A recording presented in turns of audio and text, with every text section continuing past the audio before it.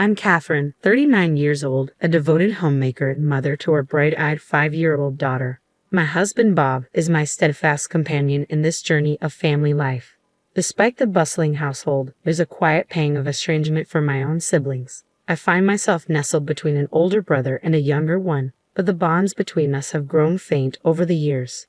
As a child, the rift was palpable. My brothers, inseparable in their adventures, left me behind because of my gender. Even now, they share a camaraderie that seems impervious to time. Despite the disparity in age, they remain close, even choosing to live together in adulthood. Since my marriage a decade ago, the distance from my family has widened, leaving me to wonder about my brothers' lives from afar. Loneliness, a familiar companion, prompted a decision to limit my own family size to 2 children, a resolution born from the ache of childhood exclusion. Yet fate had its own plans. Despite my advancing age, the arrival of our daughter brought a warmth and joy that filled the void. Now, my world revolves around the cozy embrace of Bob and our daughter, leaving little room for thoughts of my brothers. Even news of my older brother's impending engagement failed to stir more than a passing curiosity. Yet, as the day of his introduction to Marilyn approached, the family home buzzed with excitement. My parents, long concerned about my brother's single status, busied themselves with preparations while my younger brother bemoaned his own solo status. Then, as my brother entered with Marilyn by his side, the air was electric with celebration, casting aside any lingering shadows of estrangement. I observed the scene with a detached air, as if it were unfolding in a distant land with no connection to my reality. "All the best to you, Mike and Marilyn," I managed to muster, though my words felt hollow even to my own ears. As I mechanically prepared the coffee, Marilyn ventured into the kitchen, offering her assistance. I declined politely, insisting she enjoy the gathering as our guest. Yet Marilyn's demeanor hinted at something more sinister, smirk playing at the corners of her lips as she remarked on the passage of time. "Time is cruel, isn't it? You who were once so small, now the lady of the house," she taunted, leaving me at a loss for words. I could only nod in response, masking my discomfort. Returning to the living room, Marilyn left me to contemplate her cryptic words. Despite her apparent dislike, I resolved not to let her affect me. However, the unease lingered like a shadow, casting doubt on the future of my relationship with my brother and his new wife. A month later, my mother's invitation to the family reunion prompted a visit home. Joined by Bob and our daughter, we entered my childhood home, greeted by familiar faces. As my family embraced Bob and our daughter, I couldn't help but feel a sense of relief at the genuine warmth exchanged. As I busied myself with coffee refills in the kitchen, Marilyn once again appeared at my side. Her presence sent a shiver down my spine, but I maintained my composure. "Catherine," she began, her tone laden with unspoken implications, "I don't want to see your face at our family gatherings. As a wife, you should be attending your husband's family events." Marilyn spat out, her words dripping with disdain. I felt a surge of indignation, but I held my ground. "Don't worry, I hardly have anything to do with this house. Even today, I was only called over by my mother." "Then please, don't come over, even if my mother-in-law calls you," she retorted sharply. I couldn't fathom why Marilyn harbored such animosity towards me, but I couldn't summon the energy to care about the woman who was soon to be my brother's wife. They say the opposite of love is indifference, and that was exactly how I felt, indifferent. Throughout my life, I had been treated like an unwanted presence by my own brothers, leaving my heart weary. Meeting Bob, starting a family, brought a glimmer of happiness, but Marilyn seemed oblivious to my detached feelings. "If you hate me, please, don't talk to me," I countered, meeting Marilyn's glare before she stormed back to the living room. Since my brother's marriage, my mother had been urging me to attend family gatherings more frequently in an attempt to mend fences. But after the incident with Marilyn, I made a conscious decision to stay away. As long as she didn't make my brother unhappy, her treatment of me seemed inconsequential. My brother's late-in-life marriage had been a cause for celebration, and I didn't want to dampen his joy. We didn't interact often, and I convinced myself that enduring occasional meetings was tolerable. I confided in Bob about my decision. "Do you really want to become family with someone who hurts you?" he questioned, his support unwavering. "It's okay. I wasn't close with my brother, but I still want him to be happy as a sibling. If it ends up with just me bearing it, then it's okay." Bob's words brought a sense of validation, yet I couldn't shake the bitterness. However, my reverie was interrupted by a call from an unfamiliar number. It was Marilyn. "Oh, Catherine, how have you been?" she greeted, her tone falsely cheerful. "When I said I wanted to be friends with you, he immediately gave me your number." Marilyn's voice cut through the silence, catching me off guard. I tried to maintain composure, masking the unease bubbling within me. "Is that so?" I replied, feigning indifference. "Do you keep in touch with Mike?" she inquired, her tone laced with accusation. I hesitated, my nerves fraying at her probing questions. No, I'm not," I stammered. "Are you lying?" she pressed, her voice sharp with irritation. "Even if I badmouth you, no one believes me. How annoying are you?" Confusion clouded my thoughts as I struggled to comprehend her hostility. Did I do something to you, Marilyn? It's the worst to not realize it. Anyway, you're married, so stay out of this. And don't say I said this. If you do, I'll send some scary people I know to your house," she threatened, her words sending a chill down my spine. I ended the call abruptly, my hands trembling with fear. Unsure of my next move, I debated whether to intervene in my brother's impending marriage or seek guidance from my parents.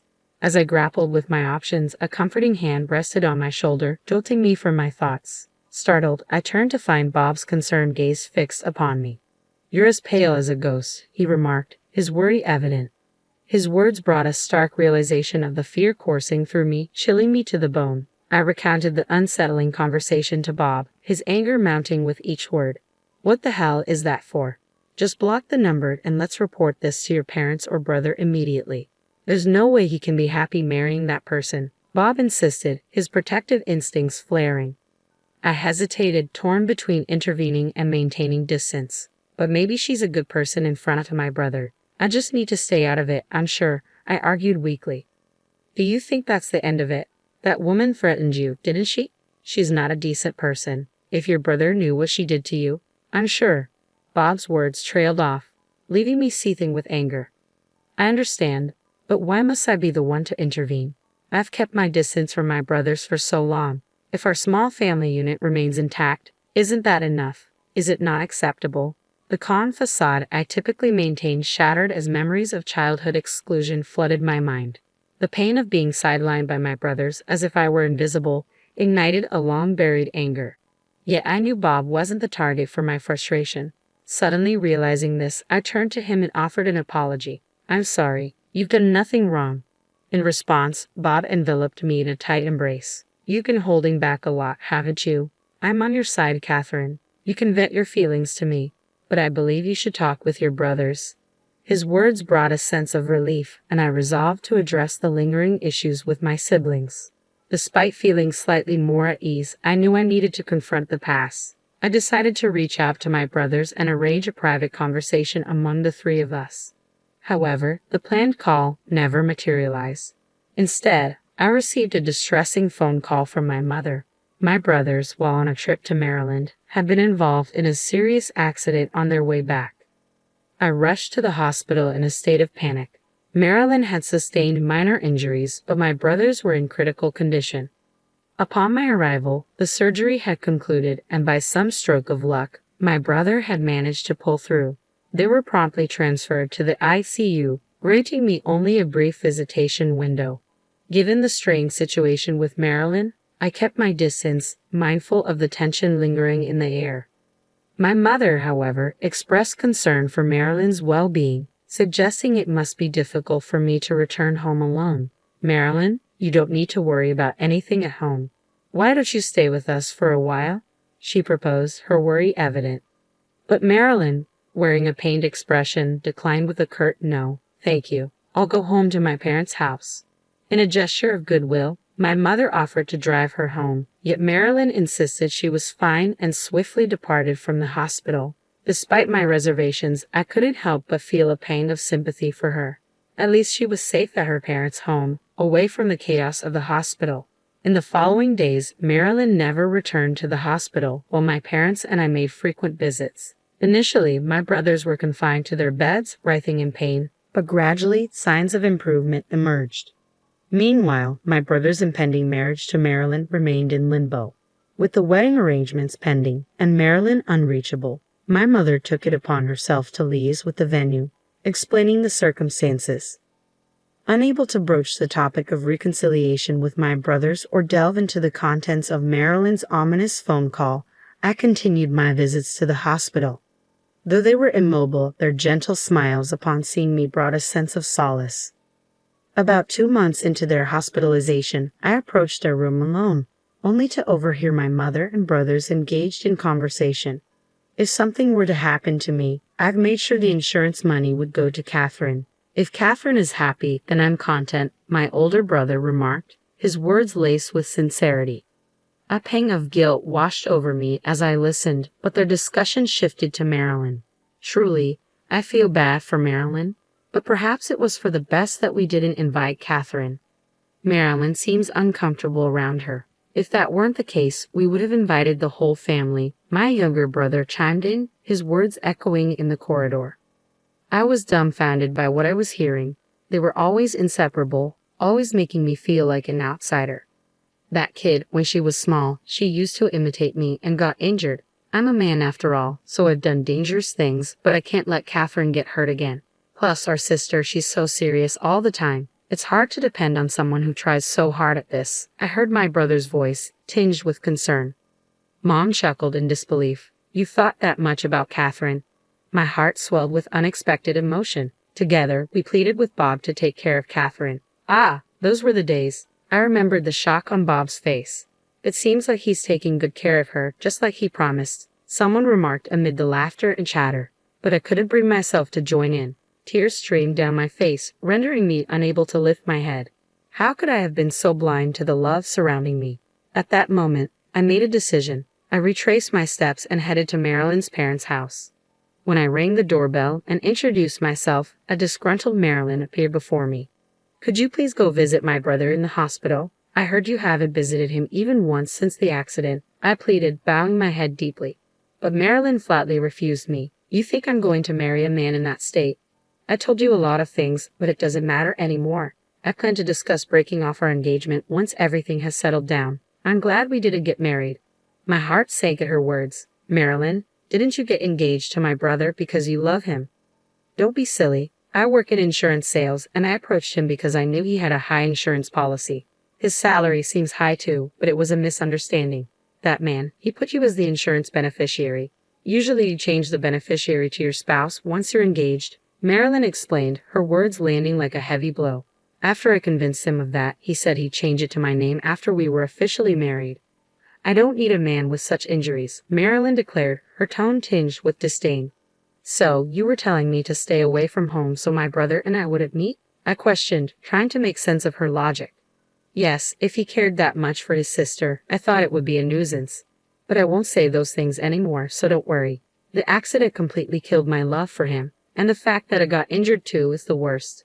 The accident is partly your brother's fault, so he should compensate me for the emotional damage. Marilyn explained, her words fueling a surge of anger within me. Despite my rising fury, I took a deep breath to calm myself down. If you consult a lawyer, you'll find that your demands won't go through, I reasoned. You don't know that, Marilyn retorted defiantly. I do, but more importantly, about my smartphone. I began, but Marilyn cut me off dismissively. I don't care about your smartphone, she interrupted. I see, it's about her to take notes. So my phone automatically records all phone calls like the threats you made. What would happen if I reported it to the police, I wonder? I challenged, a hint of satisfaction in my voice. At my words, Marilyn's demeanor shifted from defiance to anger. Yo, what the hell are you thinking? Recording is wiretapping. What kind of crime is that? You're recording people's conversations without permission. There must be some crime, she exclaimed, her voice rising in agitation. Just then, Marilyn's mother arrived at the front door and joined the confrontation. How dare you record her conversation without permission? Hand over your phone now, she demanded, her tone fierce. As Marilyn glared at me with disgust, I maintained a calm smile. I'm glad, too, that you wish to break off the engagement. I wouldn't want a person with such a bad character around my brother, I replied evenly. I uttered those words and departed Marilyn's family home, feeling as though I were fleeing from the situation. Immediately after, I made my way to the hospital room where my elder brother and younger brother were recuperating. Both of you, what I'm about to tell you might shock you, but I want you to know, so I won't hide it anymore, I prefaced, bracing myself for their reactions. I played the recording of the phone call I received from Marilyn, allowing them to hear her true intentions. Both my elder and younger brothers were taken aback, their eyes widening in disbelief. Furthermore, I revealed that I had discreetly recorded our earlier conversation when I met them, ensuring they heard Marilyn's manipulative words firsthand. My elder brother's fury was palpable, and despite his healing leg, he attempted to rise from his bed in agitation. I barely managed to restrain him. "Stop it. I didn't let you hear this because I wanted you to get angry. I just want you to give up on marrying Marilyn," I implored. Then my younger brother spoke up. "I can't forgive her either. But sis, why did you go to such lengths for us?" I confessed that I had overheard their conversation with our mother earlier, apologizing for eavesdropping. To my surprise, they shook their heads in unison, expressing remorse for their distant behavior in the past. "That's what it was? We're sorry for being distant. We didn't know how to interact with you after that childhood incident. But the truth is, both of us always cared about you," my elder brother admitted, his words easing the tension in the room.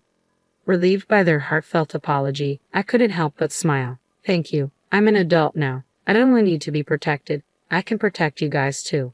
In the following days, my brothers made a full recovery and were discharged from the hospital. My elder brother announced the termination of his engagement with Marilyn, refusing her demands for compensation. He hired a lawyer, but naturally, no compensation was paid out. Meanwhile, my brothers shared Marilyn's misdeeds with their mutual friends, even providing recordings of her threats. Consequently, Marilyn found herself isolated and shunned by those around her. Since then, I've returned to my normal life feeling a newfound peace in my heart. My bond with my brothers has strengthened, and we often spend time together, making up for lost time. 2 years later, both my brothers found their future spouses, and our relationships with their families remain amicable. As I reflect on the journey we've taken, I'm filled with hope for our continued good relationship as in-laws.